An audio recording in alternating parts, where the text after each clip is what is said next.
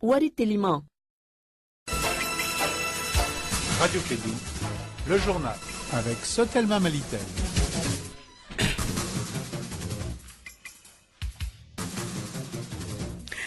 Bonjour à tous, merci de votre fidélité. Bienvenue dans Suite 13h, les titres. 14 civils ont trouvé la mort à Dioura, au centre du Mali, le 6 avril. Les parents des victimes dénoncent les exécutions sommaires. Et puis, présidentielle 2018, Moussa Mara est candidat. Dans une correspondance, l'ancien premier ministre, président du parti Yelema, a annoncé sa candidature. À Dakar, ils sont 30 Sénégalais dont l'imam Ndao dans le box des accusés, poursuivis pour des actes en lien avec le terrorisme. Leur procès reporté 3 fois depuis fin décembre a donc bel et bien débuté ce matin.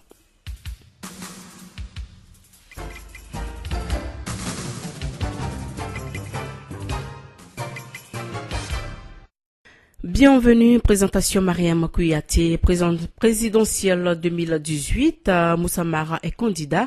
Dans une correspondance, l'ancien premier ministre, également président du parti Yelema, Moussa Mara a donc annoncé sa candidature, que je cite, en ce jour du 8 avril 2018.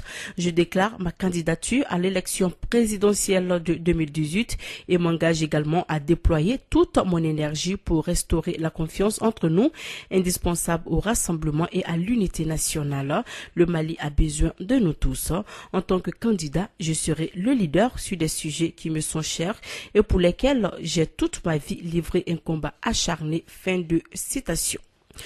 14 civils ont trouvé la mort au centre du Mali. Leurs parents parlent d'exactions sommaires alors que le gouvernement dit que ce sont des personnes qui avaient des armes de guerre.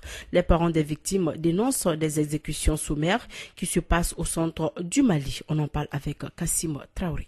Ce sont des femmes en courant qui sont venues informer les habitants de Djoura que les femmes ont arrêté 14 hommes sur le pâturage du village. C'est après que des informations sont parvenues que les 14 suspects ont été exécutés par les femmes. C'est pour cela que l'association des Peuls et des proches des 14 suspects tués ont alerté les autorités. Les parents des 14 suspects ont dénoncé une exécution sommaire. L'armée malienne parle d'une tentative d'évasion pendant laquelle les 14 suspects qu'ils qualifient de terroristes ont trouvé la mort le 6 avril 2018 à Djoura, où ils avaient été arrêtés la veille avant d'être remis à des militaires maliens. Ces personnes, au dire du ministre de la Défense et des anciens combattants, ont été arrêtées en possession des armes de guerre. Les parents contestent car pour eux, il ne s'agit pas d'une tentative d'évasion, mais d'une exécution sommaire. En tout cas, une enquête est ouverte au niveau de pôle judiciaire spécialisé. L'école, je le disais également, l'Agence nationale de la sécurité routière à Nazer, à travers son antenne à Ségou, continue avec ses actions de protection des usagers de la route. Plus de 440 casques distribués aux conducteurs d'engins à 2 roues. En dehors donc de la commune urbaine de Ségou, d'autres localités sont bénéficiaires de ces casques. On en parle avec Yapene Djeneba Dolo depuis Ségou. Le Parti pour le renouveau et le développement, PRD Malikoura Nieta, est une nouvelle formation politique créée et dirigée par Assetou Sangaré Robichou. Pour l'élection présidentielle à venir, comme je l'ai indiqué dans mon discours, la question de savoir notre positionnement stratégique a été envoyée auprès de toute la base. On s'est donné 6 semaines de discussion. Le dernier samedi du mois d'avril, on ferait un grand débat à notre siège ici. C'est pourquoi on l'a dit, dans les prochaines semaines à venir, notre position stratégique sera connue. L'atteinte des objectifs de ce nouveau parti politique, la question sera tranchée au cours d'une assise traditionnelle. Si aujourd'hui, Assetou avait un groupe parlementaire, 5 députés à l'Assemblée ou 45 conseillers municipaux prêts à parrainer ma candidature, je serai dans les starting blocks comme les autres. Parce que la question du projet de société, du programme, de notre vision pour le développement et le renouveau du Mali dans tous ces segments ne souffre d'aucune difficulté, d'aucune ambiguïté. Bien qu'étant une femme, Assetou ne veut pas se frotter aux hommes. Nous, au PRD ici, notre façon n'est pas de tenir tête aux hommes. Notre façon de faire, c'est la complémentarité avec les hommes. Donc, à nos yeux, il est inadmissible qu'on parle de l'avenir du pays, qu'on parle des grandes décisions concernant le Mali, Mali, la majeure partie des Maliennes, et qu'elles ne soient pas à la même table avec les hommes, les compléter, apporter leur façon de faire, apporter leur vision, participer à la prise de décision pour le Mali de demain et le Mali de nos expériences. Le PRD est né, mais va dans la majorité présidentielle. Voilà, c'était donc là un élément de Kassim Traoré sur la création d'un nouveau parti. Il s'agit du Parti pour le renouveau et le développement, PRD Malikoura Ani Nieta, qui a été présenté aux hommes de médias. C'est à la faveur d'une conférence de presse. La nouvelle formation politique est donc dirigée par Assitou Sangaré. Le PRD sera aux côtés des partis politiques de la majorité présidentielle. Je le disais tantôt, l'Agence nationale de la sécurité routière à Nazer, à travers son antenne à Ségou, continue avec ses actions de protection des usagers de la route. Plus de 440 casques distribués aux conducteurs d'engins à 2 roues. En dehors de la commune urbaine de Ségou, d'autres localités sont bénéficiaires de ces casques. Yapene Djenebadolo depuis Ségou. Avec comme mission la prévention des accidents de route, l'antenne Anazer à Ségou fait de la distribution de casques un moyen de communication et de sensibilisation. Blaise Adama Dena, chef de l'agence Anazer de Ségou. De décembre à nos jours, la Nazer a distribué plus de 400 casques. L'objectif, c'est de sensibiliser la population. Les casques sont donnés aux leaders des associations, leaders religieux, aux leaders des syndicats, afin que eux, au niveau de leurs structures, leurs entités, qui passent les messages de la Nazer, afin que tous les usagers puissent se protéger en cas d'accident. Ça fait d'ailleurs partie des obligations du code de la route. Les usagers sont obligés de porter des casques. Une distribution qui a touché des communes rurales de la région de Ségou, Blaise Adama Dena. À Ségou, à Tomia, à Baraouli, à Markala, voici là où nous avons pour un début centré, n'est-ce pas, nos activités. Toute la région est concernée dans nos programmations, tout dans les autres cercles, nous y serons. En plus de la distribution de casques, la Nazer, en partenariat avec la mairie de Ségou, avait en mois de février sensibilisé les usagers sur comment circuler sur l'échangeur multiple. Aussi, l'installation de bûches aux différents ronds-points de Ségou, Yapene Djenebadolo pour la radio Clédou. Voilà, on reste toujours à Ségou. L'école fondamentale d'Amdalaï, aussi appelée groupe scolaire Tiokoura Koulibaly, est désormais dotée d'une dizaine d'ordinateurs bureautiques. La remise de ces ordinateurs et d'autres cadeaux s'est déroulée le week-end dernier à Ségou. Faisons le point avec Douba Dambélé. Ces ordinateurs qui viendront améliorer le travail des enseignants et l'apprentissage des élèves ne sont pas les seules donations de la promotion 1987-1997 à cette école d'Amdalaïa qui a assuré leur formation. Sidi Dambélé, membre actif de la promotion 1987-1997. 10 ordinateurs et en même temps des tables, aussi 20 chaises. Et c'est juste pour permettre aux maîtres et en même temps aux apprenants, voilà, donc de travailler et véritablement pour rehausser le niveau, n'est-ce pas, des apprenants, et surtout sur le plan pédagogique, ça aide beaucoup les enseignants. Et nous avons formé quelques enseignants qui seront chargés de former ces élèves. On a fait aussi donné aussi des cadeaux, voilà, aux 3 meilleurs élèves de chaque classe de la 7e à la 9e année. Une promotion qui est restée ensemble même après le parcours fondamental à Ségou. Sidi Dambélé.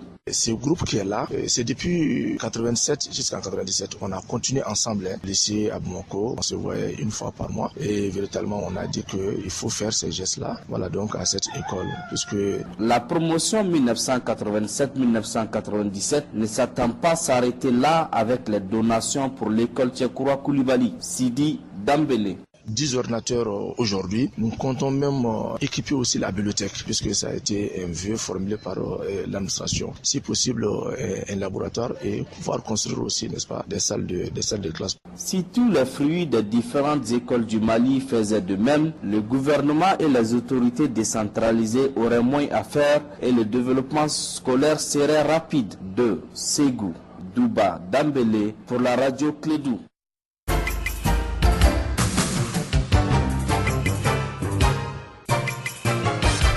Il est 13h12. L'actualité internationale nous conduit tout d'abord au Sénégal, précisément à Dakar, où ils sont 30 Sénégalais, dont l'imam Ndao, dans le box des accusés poursuivis pour des actes en lien avec le terrorisme. Leur procès reporté 3 fois depuis fin décembre a donc bel et bien débuté ce matin, malgré la volonté de certains avocats de la défense de le renvoyer une nouvelle fois.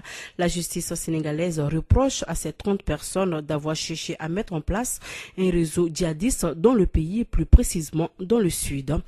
Restons toujours au Sénégal, où les autorités veulent instaurer un système de parrainage citoyen pour les élections en vue de réduire le nombre de candidats et d'éviter les candidatures fantaisistes.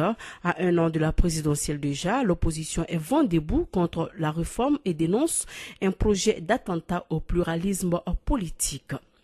Au Nigeria, alors que les violences dans l'extrême nord-est ont fait au moins 20 morts et plus de 80 autres blessés le week-end dernier, dont des attentats, suicides et attaques armées près de Maïdougouri, les autorités ont dévoilé l'existence de pourparlers de paix avec le groupe djihadiste Boko Haram, des négociations tenues secrètes qui auraient commencé il y a plusieurs mois pour trouver une solution durable au conflit qui mine l'extrême nord-est du pays depuis presque 10 ans. En République centrafricaine, la MINUSCA a lancé dans la nuit de samedi à ce dimanche 8 avril son opération annoncée depuis des semaines visant à arrêter le général du groupe autodéfense du PK5 à Bangui. Après de longues heures de combat, celui-ci a réussi à s'échapper aux forces onusiennes. À l'issue de ces combats, au moins 3 personnes ont perdu la vie et une dizaine de blessés seraient à déplorer dans les rangs des casques bleus.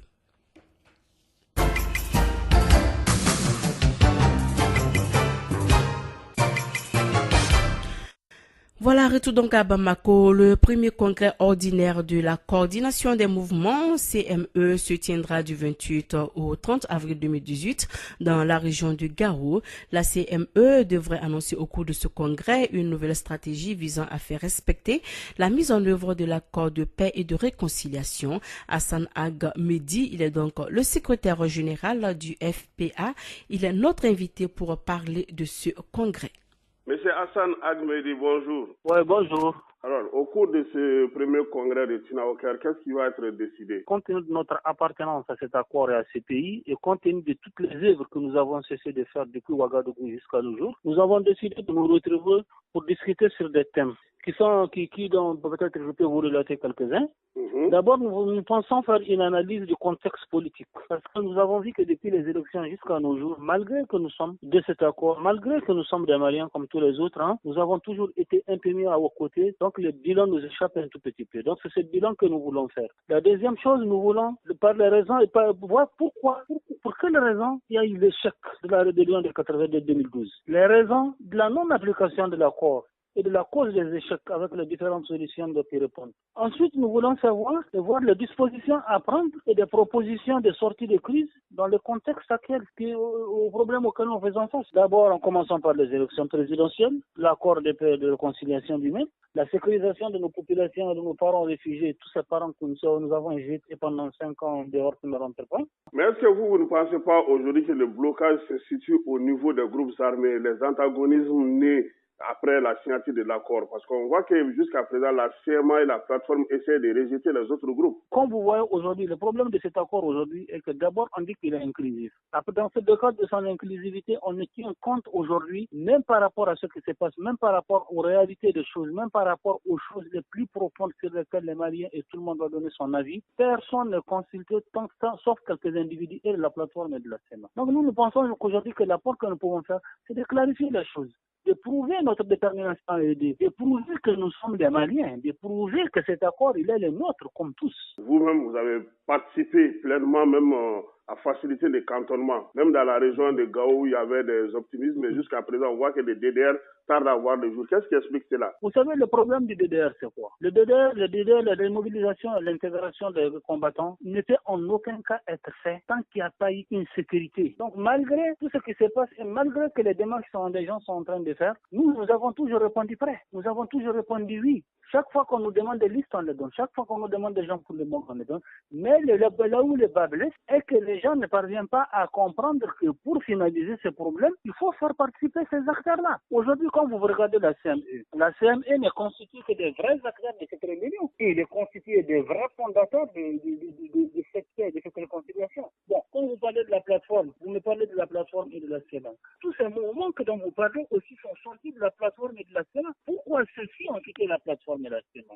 Parce qu'il y a une gestion qui ne dépasse pas, parce qu'ils ne se retrouvent pas là-dedans, parce qu'ils n'aperçoivent absolument rien de ce qui sont en train de se faire par rapport à la plateforme. Parce qu'aujourd'hui, si quelqu'un dépose des actes, je pense aujourd'hui, pour bloquer les choses, on te dit c'est des partis signataires. Qui n'est pas signataire? Nous sommes signataires. Nous sommes signataires de l'accord de Ouagadougou. Nous sommes signataires du 15, nous sommes signataires du 20. Monsieur Hassan Agmedi, qu'est-ce qui fera la particularité de la rencontre de Tinao-Ker? Parce que nous, ce congrès, comme je vous l'ai dit, nous avons pensé à faire ce congrès dans le sens d'avancer un peu. Et il faut retenir aussi que c'est le premier congrès ordinaire de la coordination des mouvements. Et cette coordination, elle a été créée simplement dans le cadre de préparer un lobby ou dans le cadre de préparer quelque chose qui peut servir ce processus et qui peut essayer d'aider à protéger. Ça fait 3 ans, on a été mis à l'écart. Ça fait 3 ans, tous ces décisions sont nous. Ça fait 3 ans, malgré tous les sentiments et malgré l'amour que nous avons pour notre pays, nous avons consenti et nous avons accepté pendant 3 ans. Nous nous sommes dit aujourd'hui, au moins, il est temps de dire la vérité.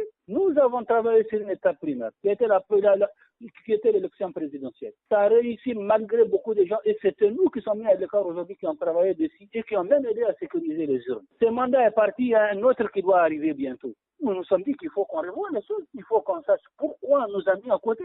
Il faut qu'on sache pourquoi c'est nous qui avons aidé à ce que ça soit fait. Il faut qu'on sache pourquoi c'est nous qui avons été mis à l'écart. Pour quelle raison? Merci beaucoup, M. Hassan Agmedi. Voilà, c'était donc là notre invité, Hassan Agmedi, secrétaire général du FPA. Il s'est prononcé sur le premier congrès ordinaire de la coordination des mouvements CME qui se tiendra du 28 au 30 avril 2018 dans la région de Gao. Il est 13h17 dans le studio d'Ilibaba Sissoko. C'est la fin de cette édition. Le rappel des titres. 14 civils ont trouvé la mort à Diora, au centre du Mali, le 6 avril. Les parents des victimes dénoncent des exécutions sommaires. Présidentielle 2018, Moussa Mara est candidat. Dans une correspondance, l'ancien premier ministre, également président du parti Yelema, a annoncé sa candidature. À Dakar, ils sont 30 Sénégalais, dont l'imam Ndao, dans le box des accusés, poursuivis pour des actes en lien avec le terrorisme. Leur procès, reporté 3 fois depuis fin décembre, a donc bel et bien débuté ce matin. Sur ce se referme cette édition. Merci à vous de l'avoir suivi. Présentation Mariam Kouyati, partie technique Moussa Akone. Dans un instant, votre émission avec l'équipe sportive. Bon appétit à tous si vous êtes à table et l'information continue jusqu'à 16h avec Arunaba.